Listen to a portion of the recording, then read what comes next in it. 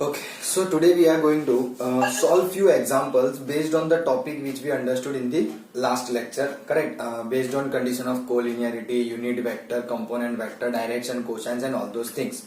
Simple. So let's start with example number 4 from your textbook only. What do we have? Find the value of x, y and z so that vectors A is given as xi plus 2j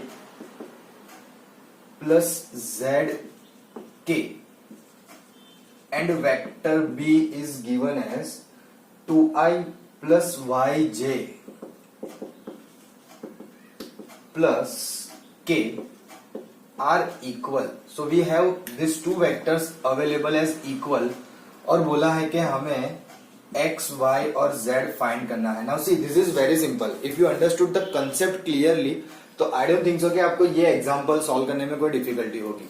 क्या कहा था हमने कि अगर कोई भी दो vector equal है तो उनके करस्पॉन्डिंग जो कंपोनेंट्स होंगे वो इक्वल होंगे, करेक्ट. यानी कि यहाँ पे हमारे लिए हो जाएगा x equals to 2, then y equals to 2 और z इक्वल्स टू 1. एकदम सिंपल और सीली बात है, कुछ है नहीं ज्यादा इसमें देखने के लिए. बट हाँ, कंडीशन क्या ध्यान रखनी है, that the corresponding components will be equal. उसी के बेस पे हमें पता चलेगा कि आपके ये दोनों वेक्टर्स में एक्स वाई जेड की वैल्यू कुछ इस तरह से आएगी. Simple. Moving towards the next one, let's say example number 5. Let a equals to i plus 2j. a is i plus 2j and b equals to 2i plus j.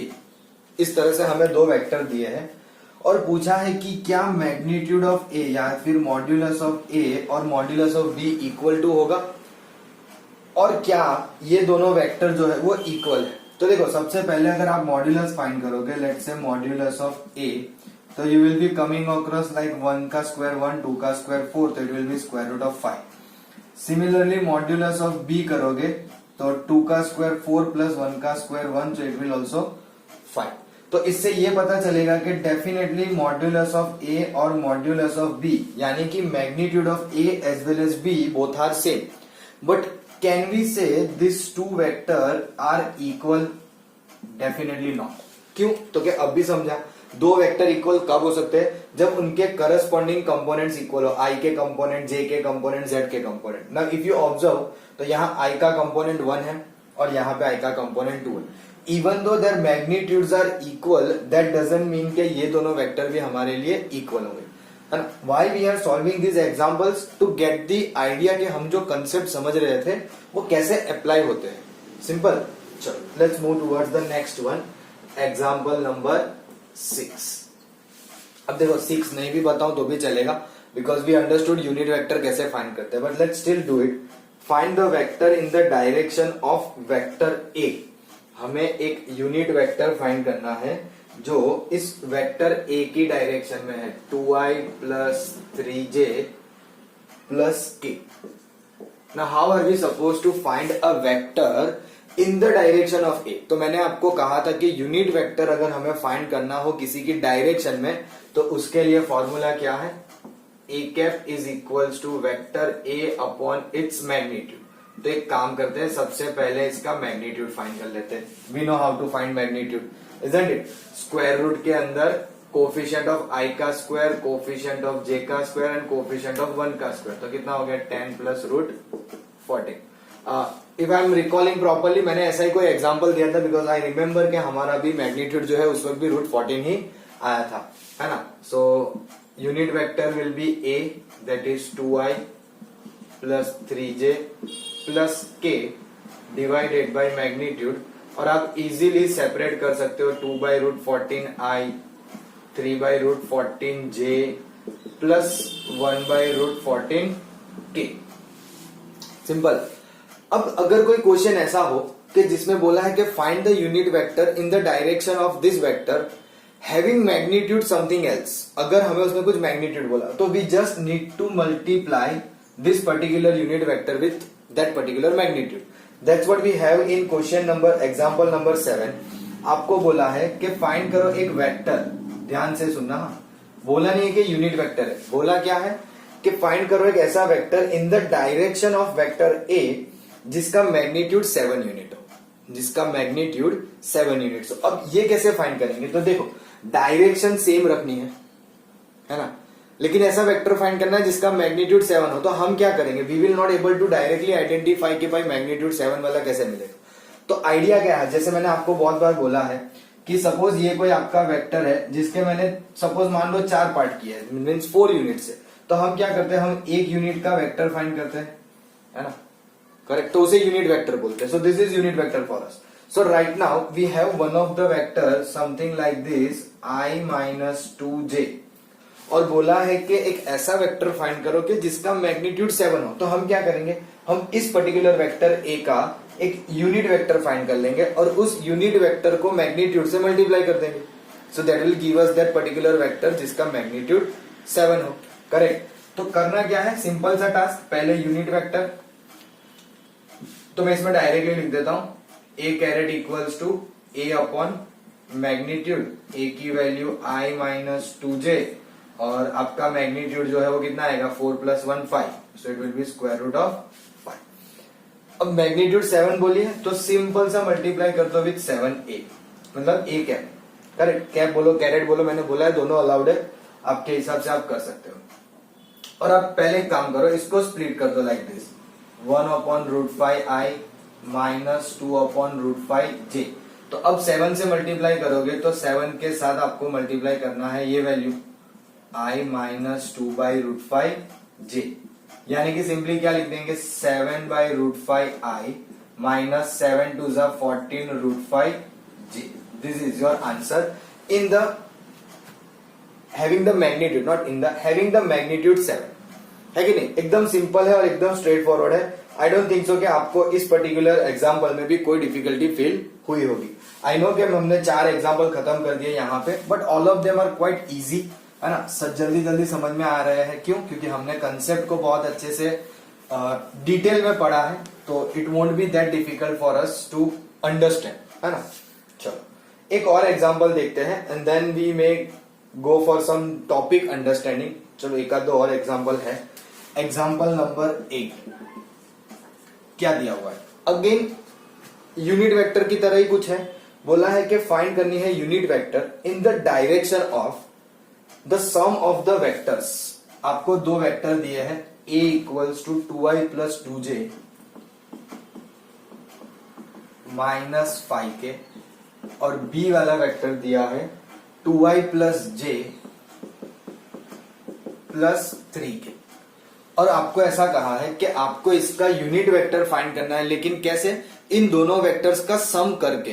तो let's say कि इन दोनों vector का सम हम बोल देते हैं c है, just हमारे लिए, है ना। और हमें पता है वेक्टर एडिशन कैसे होता है, तो उसमें भी हम करस्पॉन्डिंग कंपोनेंट्स को ही ऐड करते हैं। जैसे कि i के कंपोनेंट्स 2 + 2 4i, j के कंपोनेंट 2 + 1 3j, और -5 + 3, तो ये हो जाएगा -2k।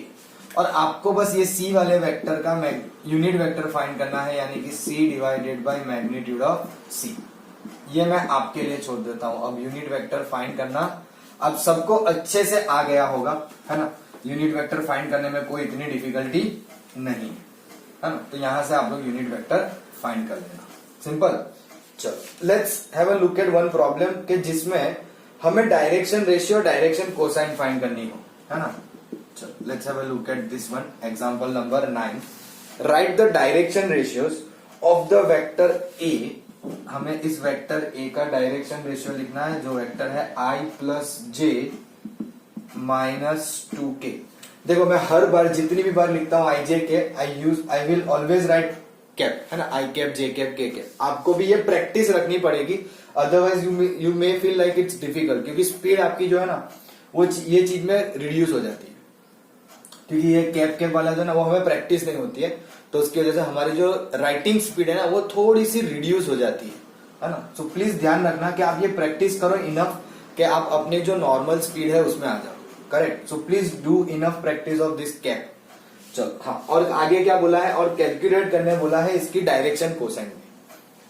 तो कि जब अगर बात करें पहले डायरेक्शन रेशियो की, तो हमने जिस तरह से कंसेप्ट सीखा तो हमने यही बोल दिया था कि आपका जो वेक्टर है उसके आई, जे और के कंपोनेंट की जो वैल्यूज है या उसके जो कोफिशिएंट्स है वही आपको क्या देते हैं, उसके डायरेक्शन रेशियोज, है ना। इसका मतलब कि हमने ऐसा बोला था कि ए बी सी अगर these are the direction ratios तो ए की वैल्यू 1, बी की वैल्यू 1 और सी की value -2, this will be our direction ratios. वो और कुछ नहीं होंगे, आपके आई जे के कंपोनेंट ही होंगे, इजंट इट।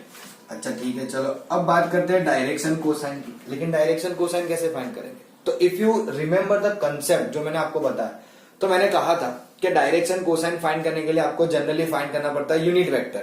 यूनिट वेक्टर्स के फिर जो कोफिशिएंट्स यानी कि आई जे के कंपोनेंट्स होते हैं वो हमारे लिए रिप्रेजेंट करते हैं as a direction cosine. But लेकिन मैंने आपको एक और आइडिया भी दिया था कि that's the whole thing is something similar like to this one, L, M और एन। एल क्या लिखेंगे?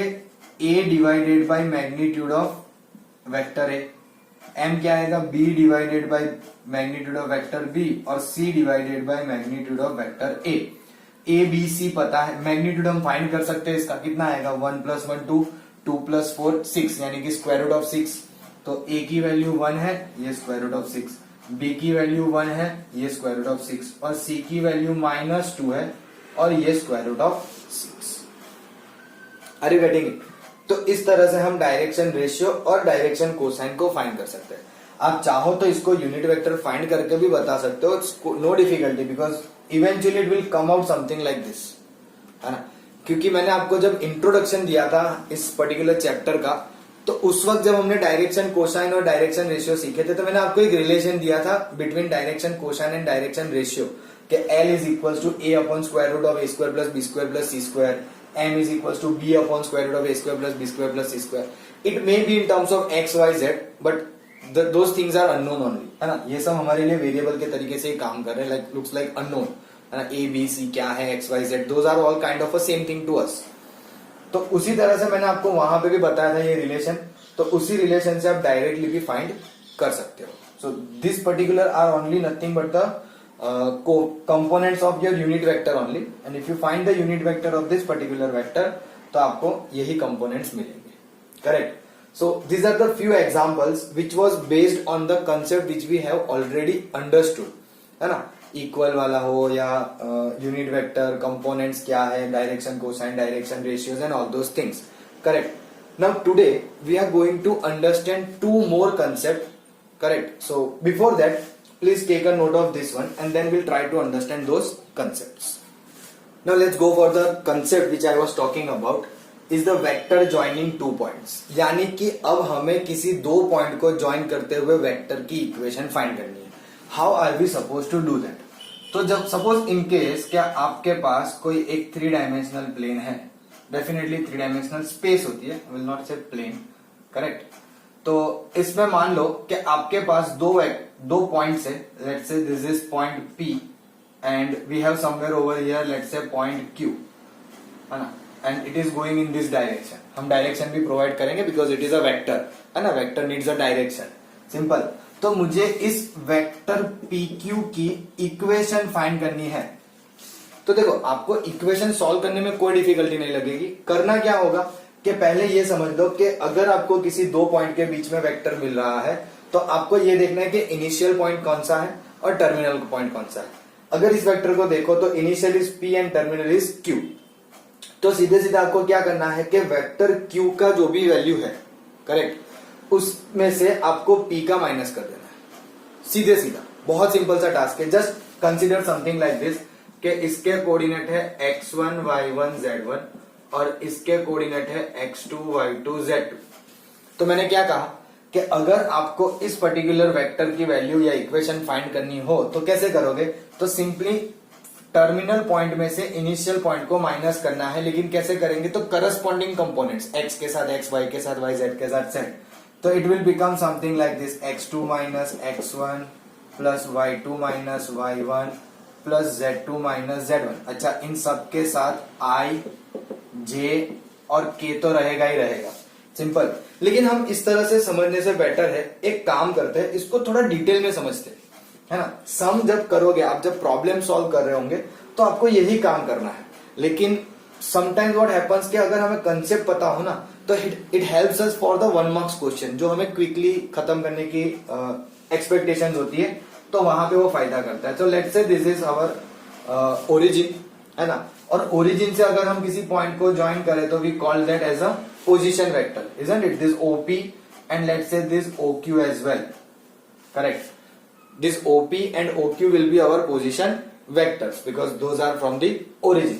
अच्छा ठीक है, तो हमें पता है O से P यहां पे जा रहे हैं, O से Q यहां पे जा रहे हैं, तो can we apply triangle law of vector addition, है ना, जिससे हम ये बोल सकते हैं कि OP vector OP plus PQ is equals to OQ।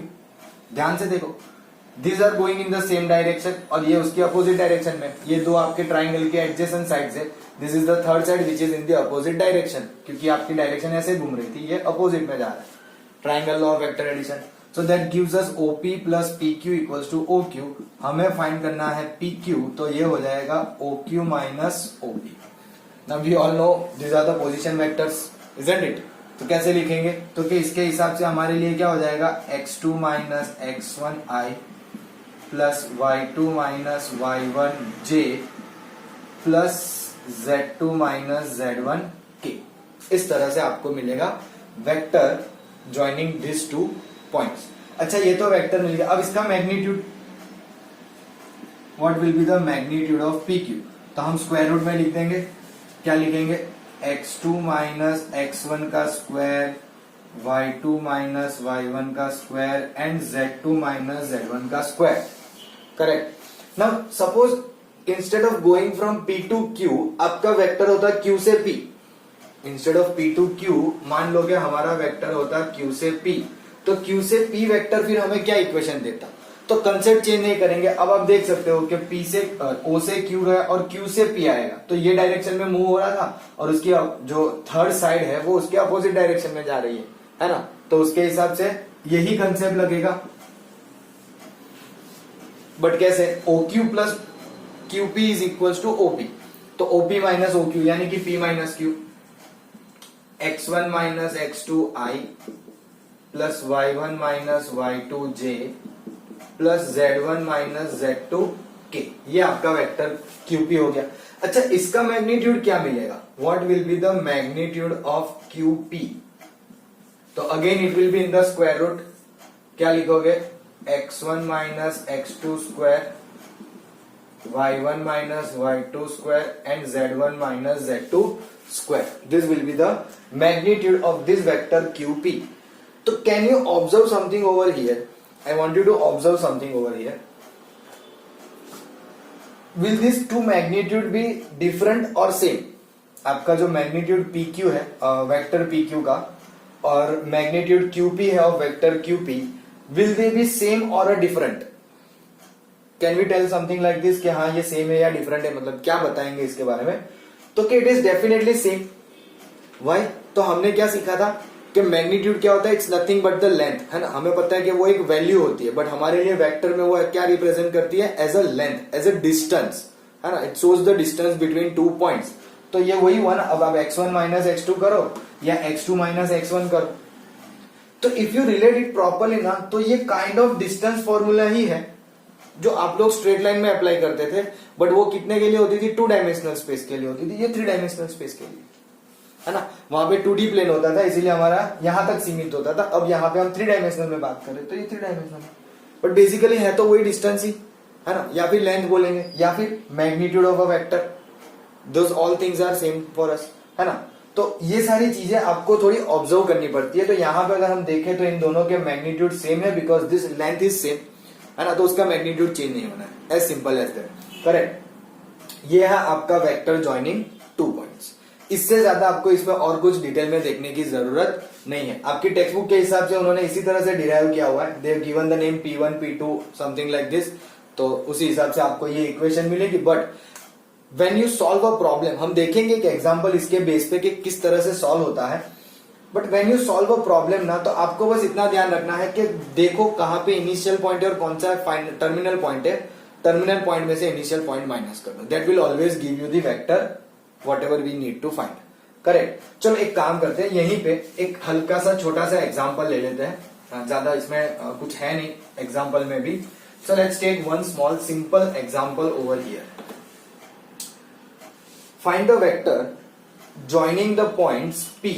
हमें वेक्टर फाइंड करना है जो ज्वाइन कर रहा है दो पॉइंट्स को, जो है P 2 3 0 and Q -1 -2 -4 -1 -2 -4. These are the two points जो हमें ज्वाइन करने हैं, उसका वेक्टर फाइंड करना है डायरेक्टेड फ्रॉम, ये इंपॉर्टेंट है, directed from P to Q. यानी कि हमारे लिए जो वेक्टर है वो P से लेके Q तक जा रहा है. यानी कि हम क्या बोलेंगे, P is the initial point and Q is the terminal point. यानी कि हमें फाइंड करना है वेक्टर PQ लाइक दिस. कैसे फाइंड करेंगे, तो Q का जो x कोऑर्डिनेट है उसमें से माइनस कर देंगे y का x कोऑर्डिनेट, P का x coordinate. So it will be something like this, -1 -2i plus -2 -3j plus -4 -0k. So this becomes -3i -5j -4k. ये रिप्रेजेंट कर रहा है आपका vector joining two points P and Q. Very simple है ना, कोई difficulty नहीं. अगर इसी क्वेश्चन में ऐसा पूछ दिया होता कि directed from Q to P, तो हम फाइंड करते हैं QP. देखो हमने वेक्टर रिप्रेजेंटेशन सीखा है. The intention to invest time on understanding vector representation is कि आपको ये सारी चीजें ऑब्जर्व हो कि यहाँ पे PQ लिखा है यानी कि P से Q जा रहा है, Q से P लिखा है यानी कि Q से P जा रहा है, QP है ना. हमने जब समझा था हमने इसी तरह से समझा था, A टू B है ना, वेक्टर AB, करेक्ट. तो वही सारी चीजें आपको ध्यान रखनी है. सो Q से P बोला हो तो क्या करेंगे, P के कोऑर्डिनेट्स में से Q के coordinate minus, so it will B 2 - plus 1i plus 3 plus 2j and 0 plus 4k. तो ये हो गया 3i plus 5j plus 4k. इसमें से माइनस कॉमन निकाल लो, यही आपका आंसर है ना. क्यों, क्योंकि देखो अगर P से Q ये डायरेक्शन है तो Q से P की डायरेक्शन नीचे होगी, यानी कि अपोजिट डायरेक्शन. वही you can understand the difference over here कि हाँ हमारे वेक्टर किस तरह से बिहेव कर रहे हैं, उनकी डायरेक्शन कैसे हमें बिहेव बता रही है उसका. कि भाई हाँ देखो यहां से हम माइनस कॉमन निकाल लेंगे तो आपका माइनस बाहर रखो, बाकी की इक्वेशन जो है वो यही सेम है ना. एंड वी कैन अंडरस्टैंड कि अगर PQ की डायरेक्शन ये है तो उसकी अपोजिट डायरेक्शन होगी QP. सो वो भी हमारे लिए सेटिस्फाई हो रही है कि हाँ बराबर है, दोनों वेक्टर्स जो है वो इसी तरह से रिप्रेजेंट हो सकते हैं. टेक्स्ट बुक में इतना ही पूछा है, आपकी टेक्स्ट बुक के हिसाब से ये क्वेश्चन है वो यहीं तक है. ये मैंने आपको एक्स्ट्रा समझाया, क्यों, क्योंकि हम ये चीज ऑब्जर्व कर सके कि PQ और QP definitely will be in the opposite direction. हाँ मैग्नीट्यूड अगेन सेम आएगा, no difference in the magnitude, क्योंकि मैंने अभी बताया कि आप PQ का मैग्नीट्यूड फाइंड करो या QP का, दोनों सेम वैल्यू देंगे. जैसे यहाँ पे -3 का स्क्वायर करो, 3 का स्क्वायर करो, -5 + 5 -4 + 4, nothing will matter at all, वो आपको सेम वैल्यू ही देगा. करेक्ट. चलो simply take a note of this one and then will go for the section formula. और उसके लिए हम थोड़ा सा कंसेप्ट रिवाइज भी करेंगे from 11th standard straight line. Now let's try to understand one more topic before our exercise 10.2 is a section formula. अब ये नाम सुनते ही आपको ऐसा फील होता है नहीं हमें आता है, क्योंकि हम section formula actually 10th standard से करते हैं, not actually from the straight line. We are doing section formula from very long ago from 10th standard, है ना. तो आपको पता है कि सेक्शन फॉर्मूला के अंदर जनरली ऐसे दो केस आते हैं, एक होता है इंटरनली, करेक्ट, दूसरा होता है एक्सटर्नली. बट हम जनरली जो है वो 3 केसेस जनरेट कर लेते हैं और बोल देते हैं मिड पॉइंट इज डिफरेंट, है ना. बेसिकली मिड पॉइंट कुछ होता अलग नहीं है, वो इंटरनली का ही केस होता है जिसमें रेशियो 1:1 में डिवाइड करते हैं, उतना सा ही डिफरेंस होता है, वो भी देखेंगे, डोंट वरी. बट पहले काम करते हैं, ये समझते हैं कि जो हमने 2 डायमेंशनल स्पेस में यानी कि 3D में जब इंटरनल डिवीजन के बारे में बात किया था या एक्सटर्नल डिवीजन में, तो किस तरह से देखा था, और फिर ये देखेंगे कि हम 3D स्पेस में उसको किस तरह से समझने वाले हैं, है ना. तो इंटरनल डिवीजन का मुझे क्लियरली याद है, कुछ इस तरह से देखते थे कि सपोज आपकी ये लाइन है AB और आप बोल सकते हो PQ, डजंट मैटर, और कोई एक पॉइंट C है जो उसे डिवाइड कर रहा है इन द रेशियो m:n, है ना. तो हम क्या बोलेंगे, AC/CB is equals to m:n, ये रेशियो में लिखते हैं, है ना. और इसकी मदद से फिर हम उसकी फॉर्मूला क्या डिराइव करते थे कि भाई मान लो x1 y1 और x2 y2 उसके कोऑर्डिनेट है, तो हम लिखते थे mx2 plus nx1 divided by m plus n, और same goes with y coordinate, isn't it? ये हमारे c का पॉइंट होता था यूजिंग सेक्शन फॉर्मूला। देखो अब उसका डेरिवेशन मैं आपको नहीं बता सकता बिकॉज वो 10th स्टैंडर्ड में सीखा है विद द हेल्प ऑफ कौन सा टॉपिक के बेस्ड आप ये सीख सकते हो, ट्राइंगल, है ना। बेसिक प्रोपोर्शनलिटी थियरम बोलो या सिमिलर ट्राइंगल्स जो कंसेप्ट है उसके डिपेंडिंग आप ये सीख सकते हो, बट फिलहाल हम उसके डिटेल में नहीं जाएंगे, वो हमारे लिए काम का नहीं है अभी। अभी हमें ये समझना है कि इस इंटरनल डिवीजन को हम 3D में सेक्शन फॉर्मूला कैसे अप्लाई करेंगे, करेक्ट। तो सपोज मान लो कि आपके पास एक 3D स्पेस में एक वेक्टर है, लेट्स से PQ, हमने अभी अभी समझा ना वेक्टर ज्वाइनिंग 2 पॉइंट्स। तो मान लो कि आपके पास कोई एक वेक्टर है PQ, यहां पे P लिख देता हूं, यहां Q लिख देता हूं, ये इसकी डायरेक्शन। Obviously will join the position vectors as well, OP OQ, correct. Let's call this vector as A and this vector as B, और मुझे इस PQ को इंटरनली डिवाइड करना है, करेक्ट। तो हम एक काम करते हैं, कोई एक इंटरनली पॉइंट रख देते हैं, लेट्स से R, जो इसे डिवाइड कर रहा है इन द रेशियो m:n, यानी कि हम क्या बोलेंगे, PR by RQ is equals to m:n, है ना। अब जैसे यहां पे सीखा था ना कि m को x के कोएफिशिएंट से मल्टीप्लाई करो, n को मल्टीप्लाई करो, फिर divide by m plus n, वैसे आप यहां पे भी कर सकते हो समथिंग लाइक दिस। आपकी इवेंचुअली r का जो कोऑर्डिनेट है वो कुछ ऐसे आएगा, m vector b plus n vector a divided by m plus n। अब ये कोई आपका एक कोऑर्डिनेट नहीं बोल सकते, दिस इज ओवरऑल फॉर्मूला। अब जैसे जैसे b में जितने भी वैल्यूज होंगे, a में जितने भी वैल्यूज होंगे, वो इस तरह से हम इसमें जनरेट कर सकते हैं। तो इस तरह से आपको उसका जो कोऑर्डिनेट है या पॉइंट है वो मिलेगा, सिंपल। या फिर एक आप काम ऐसा कर सकते हो कि let's call this as vector r, तो इसे हम वेक्टर r बोल देते हैं। लेकिन अगर सपोज मान लो मुझे फाइंड करना है कि ये एग्जैक्टली आया कैसे, मतलब हुआ क्या ऐसा कि इस तरह से हमारी इक्वेशन बन गई, तो आप कुछ ये वाला कंसेप्ट लगा सकते हो कि मान लो कि आपके पास दो ट्राइंगल बने हैं, एक है ORQ और दूसरा है OPR। ध्यान से समझना, एकदम सिंपल वे में मैं बता रहा हूं फिर भी, लेकिन ध्यान से समझना। पहला मान लो ORQ है, ORQ ये ट्राइंगल है। So we know that this position vector will be in this direction, ये वेक्टर ऊपर जा रहा है और ये पोजीशन वेक्टर की ये डायरेक्शन होगी। सो अगेन ट्राइंगल लो, वेक्टर एडिशन। सो उससे हम ऐसा बोल सकते हैं कि OQ is equals to OR plus QR या RQ, आप जो बोलो वो, है ना। जिसको कुछ इस तरह से रिप्रेजेंट करेंगे कि भाई ये QR है, उसको मुझे फाइंड करना है। So let's say RQ is equals to OQ minus OR, OQ है B और OR है R। इस तरह से मुझे RQ मिला। सेम वे दूसरा ट्राइंगल OPR वाला है, जिसकी मदद से आपको PQ मिलेगा। ध्यान से समझना कैसे मिलेगा PQ, तो कि इन दोनों का एडिशन विल बी R, इन दोनों का, है ना। OP और PR का एडिशन होता है, सॉरी यहाँ PQ नहीं फाइंड करना है, हमें PR फाइंड करना है, हाँ। चलो यहाँ लिख देता हूं। Now PR will be equals to, तो मैं क्या कह रहा था, this vector OP and PR का सम होता है OR, है ना, और मुझे PR फाइंड करना है, यानी कि it will B R vector minus A। Just simply put this to values in this equation. ये दोनों इक्वेशन में, ये दोनों वैल्यू का रख दो फॉर जस्ट अंडरस्टैंडिंग। देखो ध्यान से मैं हल्का बता देता हूं वापस आगे, आई थॉट कि आप लोग को पता चल जाएगा, बट स्टिल। तो it will B M into RQ, RQ कितना है B माइनस R,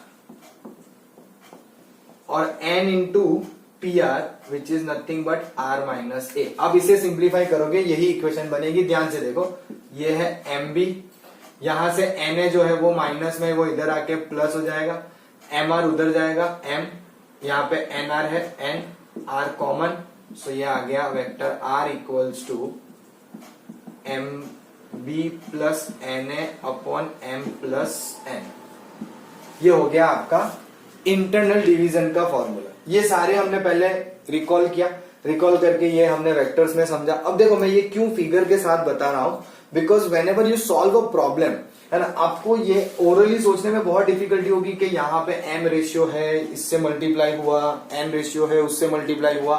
अगर आप ये फिगर बना दोगे ना तो आपको सेक्शन फॉर्मूला के प्रॉब्लम बहुत इजी लगेंगे, बहुत इजी, क्योंकि you people have the idea कि कर क्या रहे, इसको इससे मल्टीप्लाई कर रहे, इसको इससे मल्टीप्लाई कर रहे, divide by m plus n वगैरह जो भी है।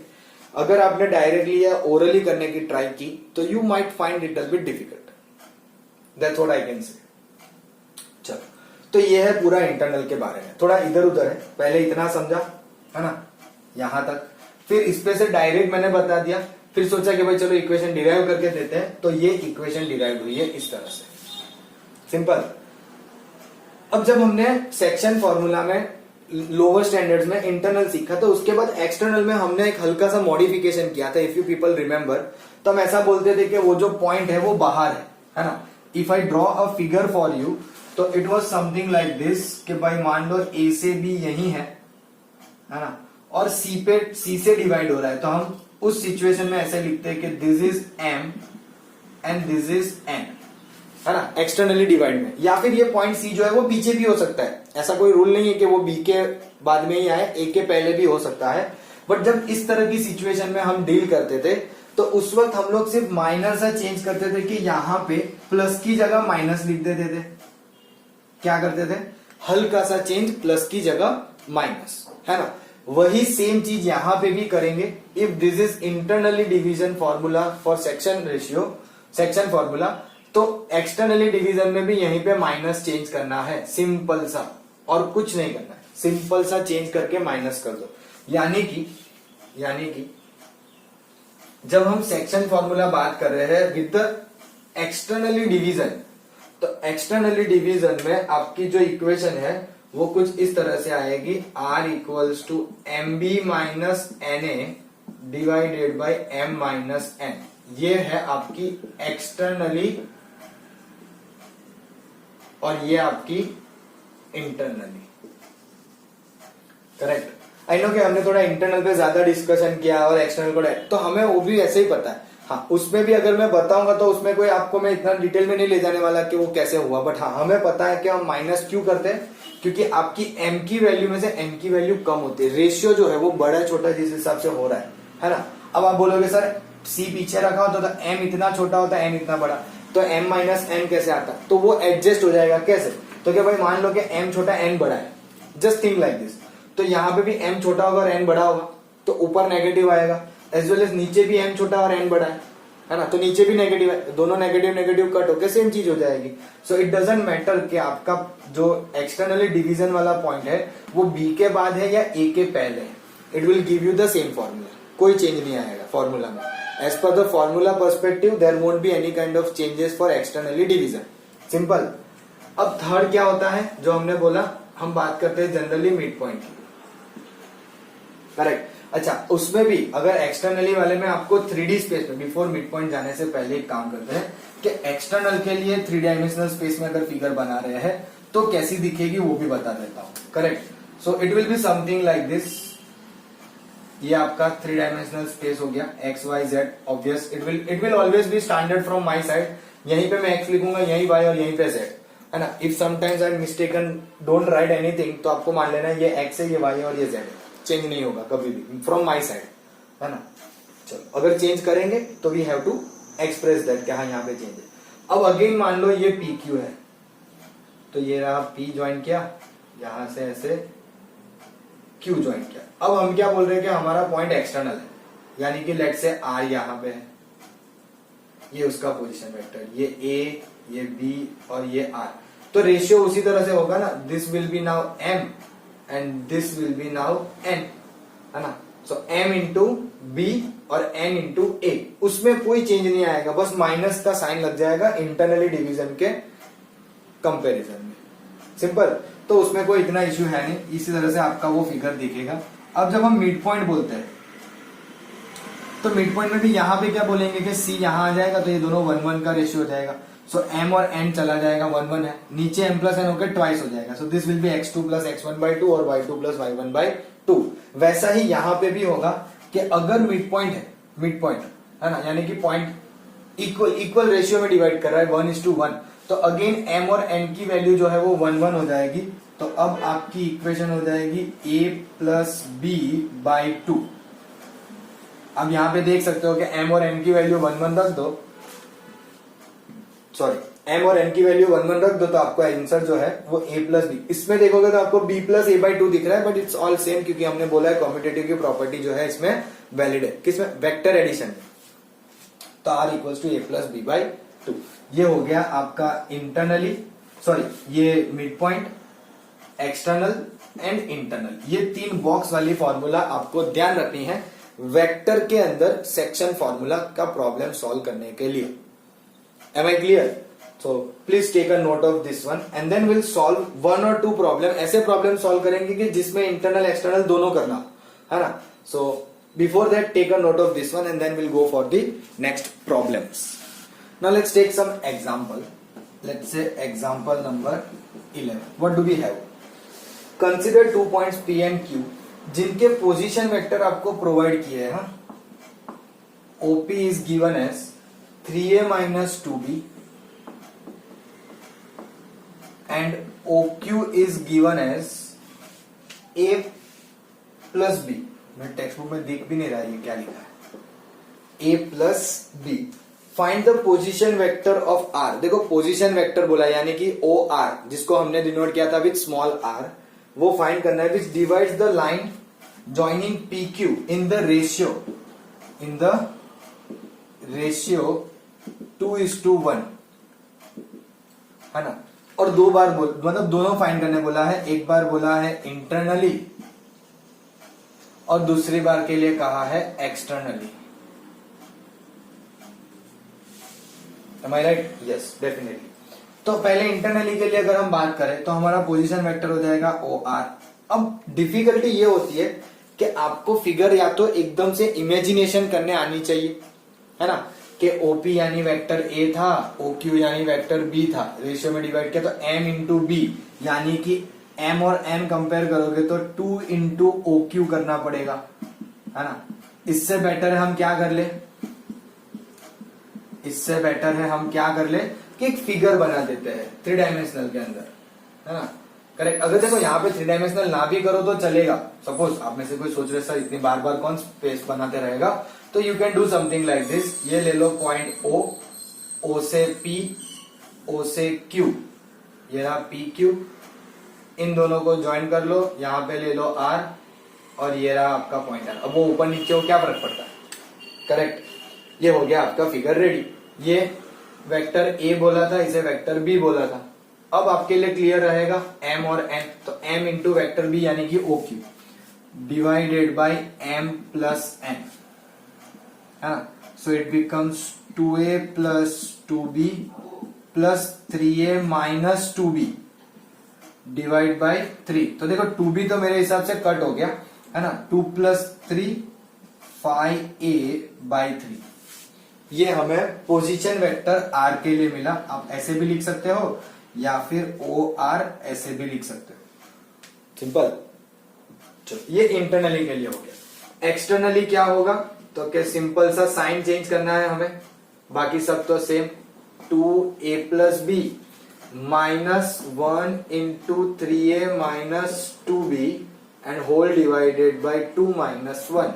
सो 2 minus 3 minus a plus 2b हो जाएगा 4b डिवाइड बाई 3। अब आप चाहो तो 1/3 4/3 ऐसा सब कर सकते हो, या फिर यू कैन सॉरी कहाँ 3 कहां से आया, 2 minus 1 1। So basically it becomes 4b minus a। That was my mistake, है ना। या इस तरह से हम करेंगे तो हमारा प्रॉब्लम इजीली सॉल्व हो जाएगा, है कि नहीं। एकदम इजी है। बट ये फिगर एक बार अगर हमें अच्छे से समझ में आ गई ना, मैं बार बार बोल रहा हूं क्यों, क्योंकि अगर ये फिगर आप लोग एक बार अच्छे से समझ गए ना, तो आपको सेक्शन फॉर्मूला के प्रॉब्लम सॉल्व करने में कोई डिफिकल्टी फील नहीं होगी, कभी नहीं। ये फिगर बना दोगे तो everything will sort out. But हाँ, याद होना चाहिए, फिर ऐसा नहीं है कि सर ने बोला था फिगर बना तो हो जाएगा। अरे फिगर बनाने के बाद पता होना चाहिए M इंटू बी करना है, M के साथ A कर दोगे या कुछ और, तो फिर मिस्टेक हो सकती है, करेक्ट। चलो let's have a look at one more question, जो है एग्जाम्पल नंबर 12। अच्छा, इसमें ऐसा कहा है show that the points A B and C are the vertices of the right angle triangle. अब ये करेंगे कैसे, हमें पता कैसे चलेगा कि राइट एंगल ट्राइंगल कहां मिलेगा और कैसे मिलेगा। तो ए वाला जो है वो कुछ इस तरह से दिया है। देखो मेरी टेक्स्ट बुक में ना पता नहीं कुछ प्रॉब्लम है, तो मुझे साइन अच्छे से दिख नहीं रही है, तो मैं ध्यान से आपके लिए लिखूंगा थोड़ा सा। ए जो है वो कुछ इस तरह से है 2i j, जो मुझे माइनस लग रहा है ना, और के पॉजिटिव दिख रहा है ना। तो थोड़ा सा प्रिंटिंग मेरी टेक्स्ट बुक में अच्छी नहीं हुई है, आई डोंट नो क्यों। सो लेट्स से प्लस के। बी जो है वो है i, बीसी में हमें दिख रहा है -4 या सो ये -3j है, i -3j और -5k करेक्ट। और c जो है वो है हमारा 3i -4j एंड -4k। तो फिर भी अभी मैं इतना श्योर नहीं, मैंने कहां से लिखा है वो भी बता देता हूं। आपके जो ए बी बी सी सी हम फाइंड करेंगे ना, उसकी मदद से मैंने थोड़ा देख के लिखा है, क्योंकि टेक्स्ट बुक में प्रॉपरली छपा नहीं है। ये सारे साइंस मिसिंग है, सारे मिसिंग है, ऐसा नहीं कि एक आध दो, सिर्फ पहले वाले पता चल रहे पॉजिटिव है, क्योंकि वो सर्कल के राउंड ब्रैकेट के साथ चिपका हुआ है, तो वो पता चल जाता है करेक्ट। बट करना क्या है, हमें ये बताना है कि ये जो 3 कोऑर्डिनेट्स है या पॉइंट्स है, ये पॉइंट हमारे जो है वो राइट एंगल ट्राइंगल के। अब वो कैसे पता चलेगा, तो ट्राइंगल बनाना पड़ता है। ट्राइंगल के लिए हमें मैग्नीट्यूड मैटर करेगी, है ना, कि दो साइड के स्क्वायर का sum should be equals to square of third side. तो करेंगे क्या, तो हम फाइंड करते हैं ए बी। अब ए बी कैसे फाइंड करा जाता है, बी माइनस ए, है ना। तो बी में पहला कोऑर्डिनेट है 1 -2i, यहां पे लिखेंगे प्लस ई करेक्ट। फिर यहां से अगर हम देखें तो -3 माइनस माइनस प्लस 1j और प्लस -5 -1k करेक्ट। इसको सिंप्लीफाई भी कर देते हैं, मतलब बनेगा क्या ये, तो क्या -i -2j -6k करेक्ट। वो साइन भी मिसिंग है, डोंट वरी, मतलब मिसिंग वाले पॉइंट ज्यादा है देने वाले पॉइंट से, तो हमारे लिए डिफिकल्टी इतनी ज्यादा रहेगी नहीं, है ना। चलो ए बी मिल गया, फिर फाइंड करते हैं बी सी। तो सी में से माइनस करेंगे तो इट विल बी 3 -1। अच्छा चलो अब ये थोड़ा 3 -1 वाली चीजें लिखनी बंद करते हैं और ओरली और क्विकली खत्म करते हैं, है ना। सो 3 -1 2i। फिलहाल साइन कन्वेंशन देखेंगे -4 + 3 यानी कि -j और -4 + 5 तो अगेन +k करेक्ट। और फिर सी ए यानी ए में से सी माइनस करेंगे तो 2 - 3 यानी कि -1i -j मतलब -1 + 4 तो +3j और 1 - +4 यानी कि 5k। चलो हमें तीनों दिन मिल गए, है ना। एक काम करते हैं, तीनों दिन के मैग्नीट्यूड भी फाइंड कर लेते हैं। लेट्स से ए बी कितना होगा, 1 + 4 + 36 40 और √41, है ना। बीसी का मैग्नीट्यूड कितना होगा, 4 5 6 और सीए का मैग्नीट्यूड कितना होगा, ओके मैग्नीट्यूड सो 25 + 9 34 34 + 1 35, है ना। अब आप सोच रहे होंगे कि ये सब तो चलो ठीक है, लेकिन हमें पता कैसे चलेगा राइट एंगल। अरे हो गया, स्क्वायर करो, ये 41 ये 6 और ये 35, इन दोनों का addition will be equal to this. अरे राइट एंगल ट्राइंगल के लिए तो स्क्वायर ऑफ द साइड होती है ना, sum of the square of 2 side will be equal to the square of the hypotenuse. तो हो गया ना, इन दोनों साइड का स्क्वायर करके सम करो और इसका स्क्वायर करो तो इक्वल आएगा, 35 + 6 41।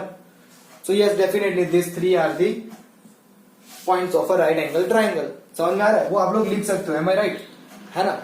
आप लोग इजीली लिख सकते हो कि भाई A B square magnitude A B square is 41 और इन दोनों का भी स्क्वायर करके प्लस करोगे तो वो भी 41 आ रहा है। So we can easily say that A B square equals to B C square plus C A square, that will give us the right angle triangle.